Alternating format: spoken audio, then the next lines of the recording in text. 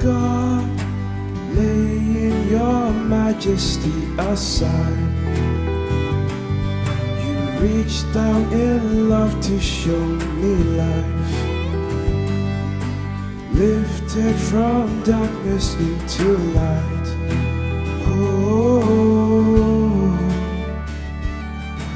King for a slave, trading your righteousness for shame. Despite all my pride and foolish ways, caught in your infinite embrace.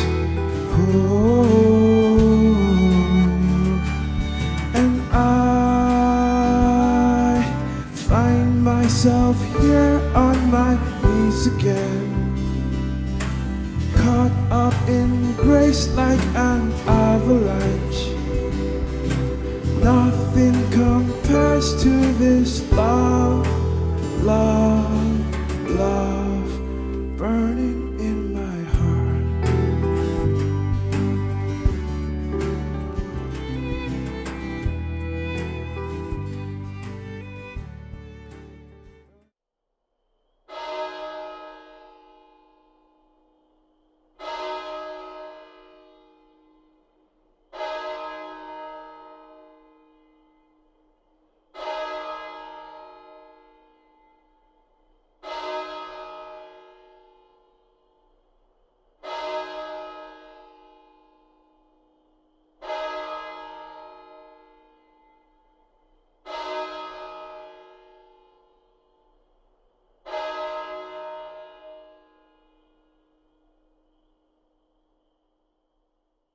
I look at wellness, and the actual definition of wellness is the quality or state of a mental, physical, being in good mental, physical condition, and of course spiritual, which is the root of everything. I think of us people as being mindful spirit bodies, you know, because we all have a spirit that we're trying to take care of, and with that, God has given us this vessel, the intellectual and the emotional, the physical being, that allows us to work at whatever He gives us to do. You know, He gives us different talents, He gives us different qualities in our attributes as personalities, but it all comes down to the spiritual aspect of what it is that we need to achieve. And I believe it's just attaining to the knowledge of God and His wisdom. And a lot of that is seen through life that we are able to partake in mentally, emotionally, and physically.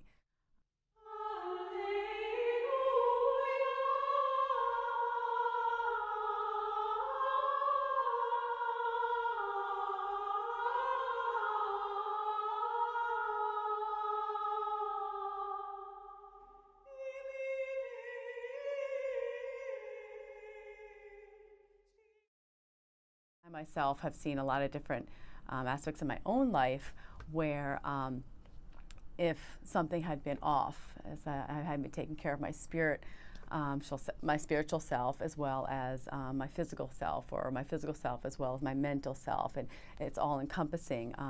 I tend to take the holistic approach, which is the mind-body connection is essential to well-being. We need to be active in our pursuit of obtaining that wellness in all aspects of our life, and with that there needs to be an understanding of what's best, and I found that in God's word, in the Bible, in the scripture, that if I am to seek wisdom, the beginning of that is to seek God. He's made us in His image. He knows how we're supposed to operate.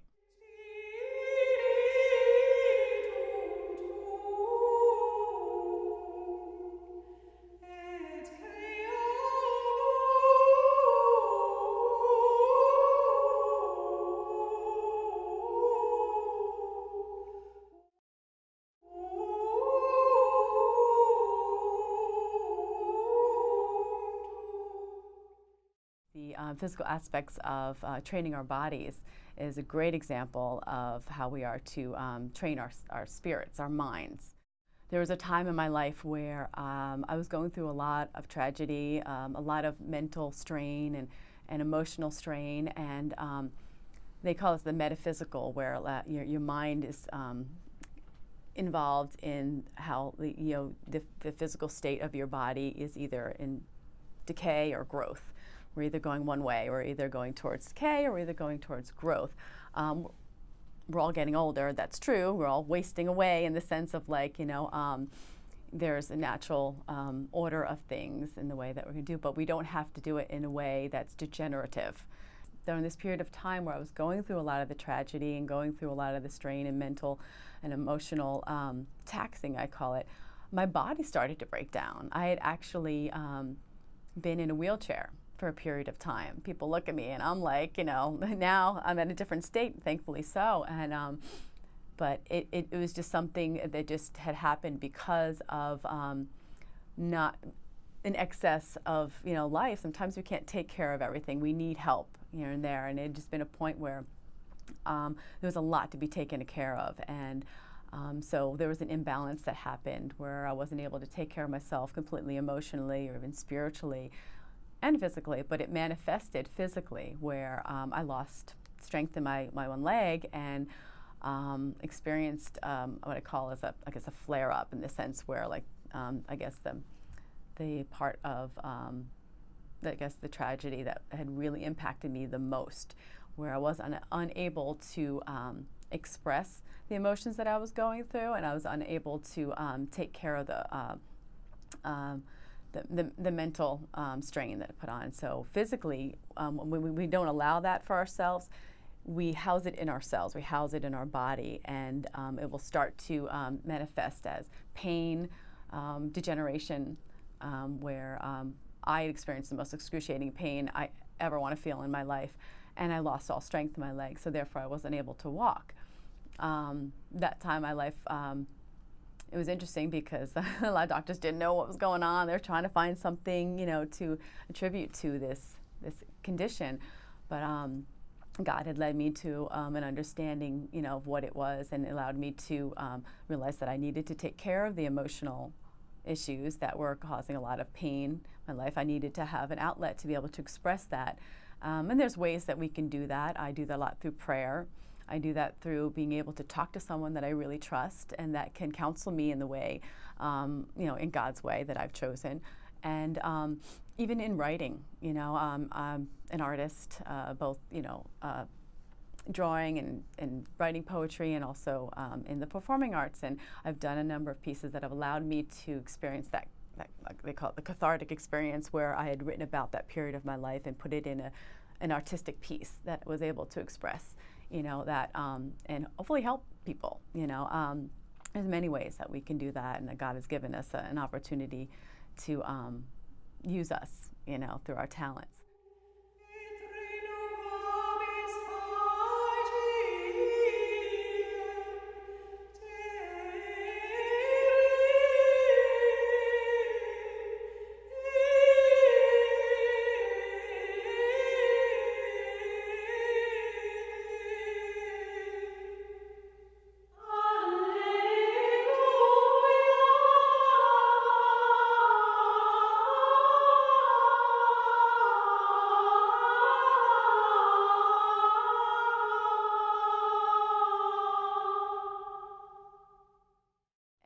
Through a series of taking care of my mental strain, my emotional strain, and then just giving my body what it needed.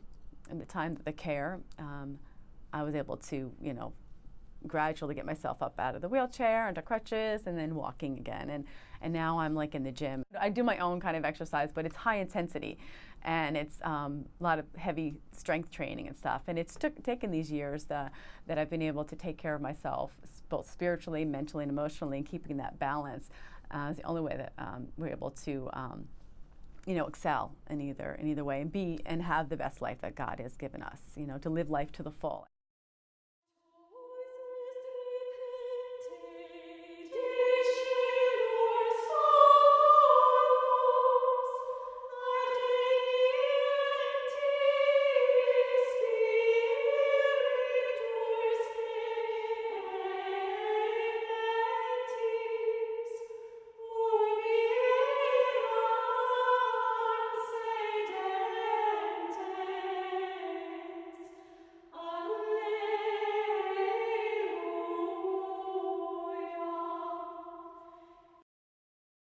I'm very familiar with suffering, and in my own way, I think we all suffer in our own way, and not to dismiss anyone's suffering less than another, whatever God gives us. He doesn't give us more than we can handle, he says, but there was definitely a point in my life where I had a really hard time believing that truth, believing that God, I can't believe that you don't give us more than we can handle, because I felt so overburdened.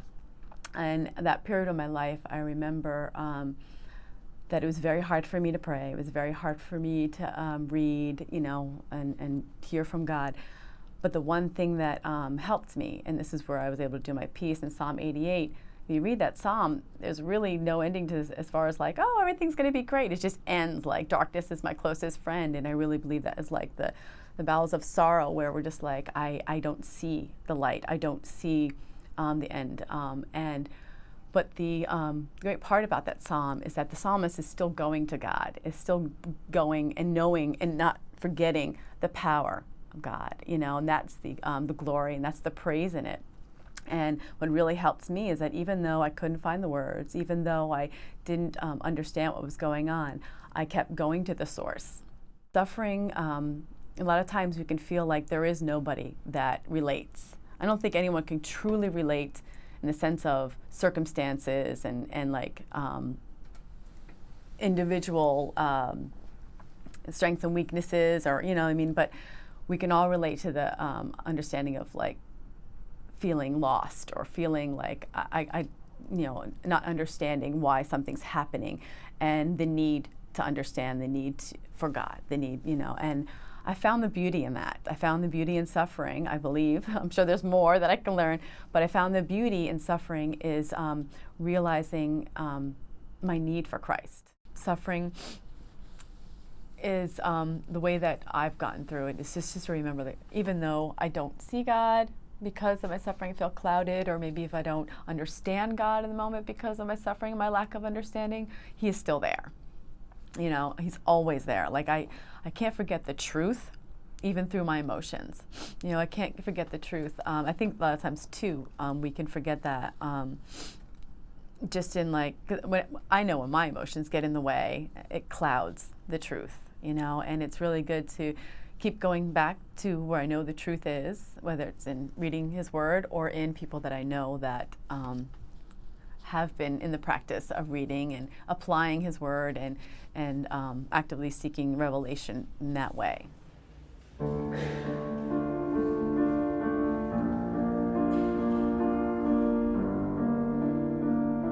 Wake is a music theater piece about a woman who accidentally kills her own child. And I actually made a film documentary about this woman. It's based on a real woman named Haley Wesley. And Haley Wesley is located in Northern California, and I was very good friends with her family. And so I knew when I was watching this happen for real in front of me, I knew that this would be a very powerful story to share with people, for the purpose of understanding that this can happen to anyone, that we can all actually do something so terrible that we feel like we could never be forgiven. And after we made that documentary, it was about a year or so later that where I was thinking about what piece I should make. And I started to think about the story again, realizing that we had never looked at a certain part of her life. Right after she accidentally kills her child by leaving the child in the car, she leaves her family and her job for about 4 months and goes back to her hometown of Hawaii, where her family's from. And she stays there for 4 months, and then she comes back. And I kept thinking that this 4 months, what has to go through you in those 4 months that allow you to come back? And I started to think of that as the dark night of the soul, and that coming back would be coming back to the land of the living. And I started to think of what kind of self-torture must you go through? What kind of grief and guilt the spirals of grief and guilt that you must put yourself through during that time. in order to be able to say, I will re-enter the world and I can have children and I can be a good wife to my husband and I can be a good daughter to my parents and I could possibly be a good mother again. So I was very interested in that time period, like what actually has to happen in order to return to the living.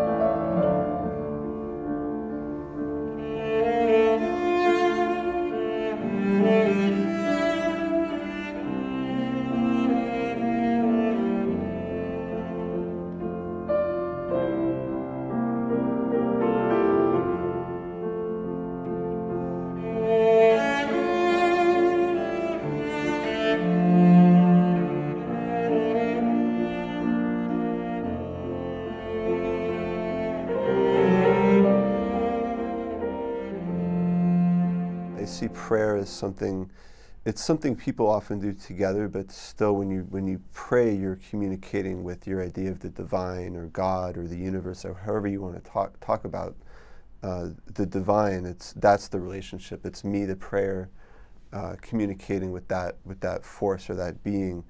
And sometimes that is the purpose of music as well, but there's also a lot of music that people make specifically to communicate with other people. There's a lot of music that is deliberately made to spread a message, not so much to God, but to other people in society, and to just to express, hey, here's how I feel about this particular issue. Here's what's going on in my life. A lot of times it's as simple as making something that makes other people feel better. It's providing something that helps other people, whether it's some of the music I make under my own name, people use it, they find it helps them to concentrate when they're studying or meditating or painting. But there's also a lot of pop music is really helpful to people, where some will write a song about, say, going through like a breakup in a romantic relationship, and other people will hear that song and identify with the lyrics, and it'll help them a lot. So I think that's kind of a different purpose of music that is really common and also very valuable.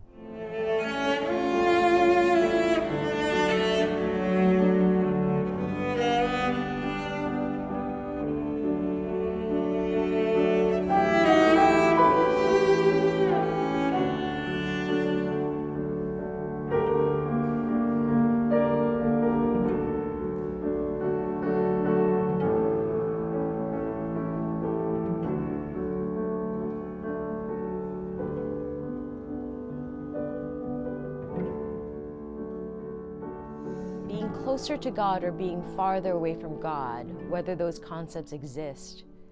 Well, I guess the question is, what, who, where is God for that person, right? It depends. For myself, I definitely feel like my relationship with the divine has taken on many different forms from the time I was born until this moment. And I definitely can tell you that I have felt farther or closer to the divine. And to me, that is sitting in the understanding of a stillness and of an understanding of the connectedness to the universe. So absolutely, like sometimes I feel very far from that, and sometimes I feel very close to that. Whether or not it is true is a different story. Because when I am feeling the closest I can feel to the divine, I realize that it's always there. That God, if you want to call that God, is always there. It's just my own perception of where I am in relationship to that which is all-encompassing. So whether or not it's true, I don't know. But I certainly think that our perception and how we see things has a lot to do with how we act. And that's something that I'm very interested in. How can we always remember that it's about what we think, or our perception, which is very limited as human beings? So how can we continually widen our perception so that we don't just act upon what we think every what we're just reacting to, but sort of see everything a bit more clearly, see the transparency behind what is. That to me is being closer to the divine. Yeah. There's a wonderful saying that Leonard Cohen stole from Rumi. And the way Leonard Cohen says it, there's a crack in everything. That's how the light gets in. And there's a Japanese word that actually talks about how a piece of pottery is broken, that when it's mended together with gold often, that is actually makes it more beautiful than it ever could be because it was broken. And those things actually are very linked to what you saw in the production, that as we get farther and farther into this depth of despair, that's perhaps when we search the most. That's when we need the most. So again, I think that divine, I think that's always there. It just makes it more necessarily evident when we get to the point where we can't see anything else. When our need is greatest, I think that's when we search the most.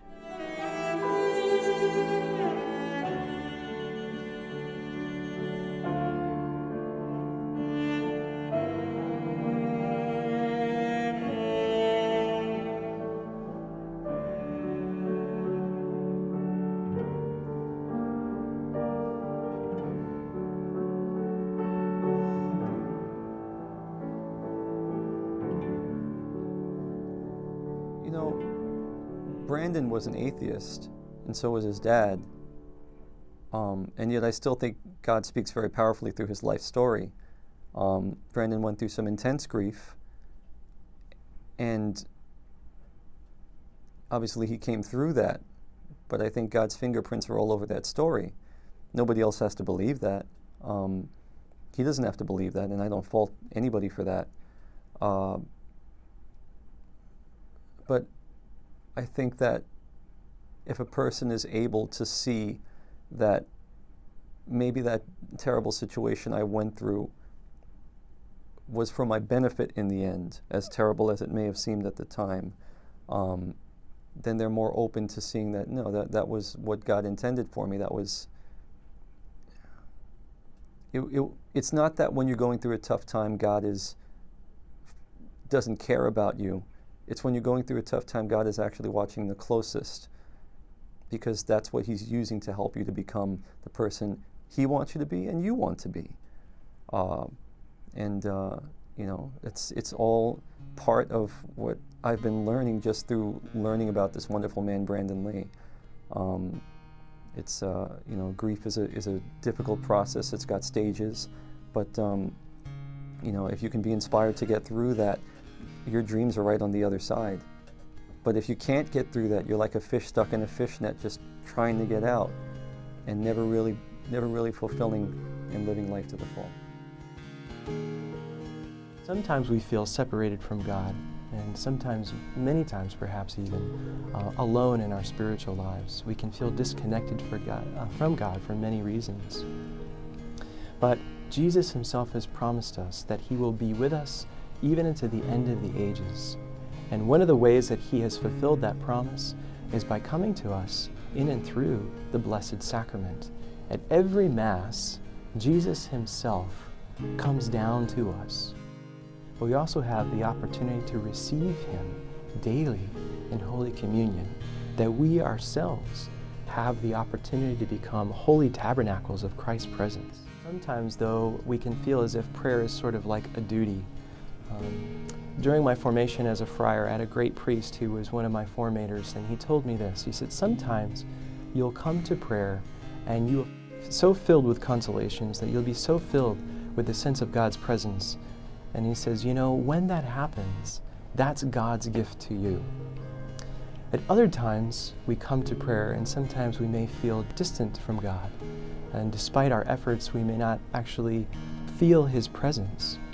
But nevertheless, the good priest who was my formator told us that we should persevere, because when we persevere, even though we perhaps don't feel God's nearness to us in that moment, that is our gift to God. One of the places where it is that many people are able to experience God's nearness is in the context of Eucharistic adoration. We're told as Christians that we need to pray.